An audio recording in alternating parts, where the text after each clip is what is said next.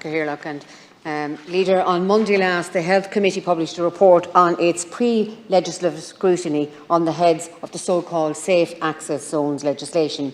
I have to say, the report isn't a great advertisement that the Safe Access Zone legislation should go ahead, and that the committee's job is just to grease the wheels of that process.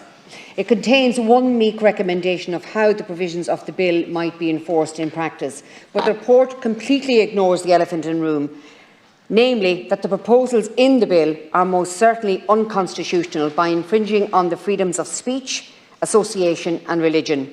Leader, the Dáil and the Seanad are bound by the Constitution not to pass legislation which we believe to be unconstitutional, and yet in the 24 pages of the Health Committee's report there isn't so much as a comma of consideration given to the possibility that the bill might be unconstitutional.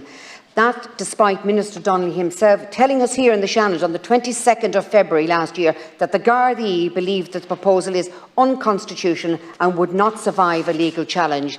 The Minister recently told the Dáil that he had 5 meetings with the Attorney-General between October of 2022 and January of this year to discuss this bill specifically. The only reason he would meet so often is because clearly there is a huge question mark over the constitutionality of this bill.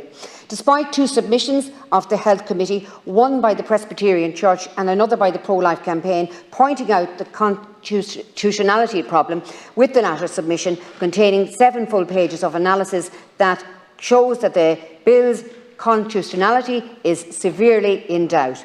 I'd like to ask the Leader, what does this say about the process of pre-legislative scrutiny when such a glaring potential problem, which the Minister himself has flagged, is completely ignored by the Oireachtas Committee? Furthermore, did the committee seriously think that the issue of constitutionality was even worthy of a mention? Did any of its members read the submission pointing out this problem? Why is there nothing in the report on this issue? I value the work done by all committees within these houses, but why waste anybody's time by going through the process when the decisions and outcomes is already decided before the process begins? Senator Keogan spoke about the pre-legislative scrutiny of safe access zones. That's work done by an Oireachtas committee that's cross-party, and I suppose we take that work has been done diligently, which I've noted that it has been. It is a contentious issue. There will never be agreement on this.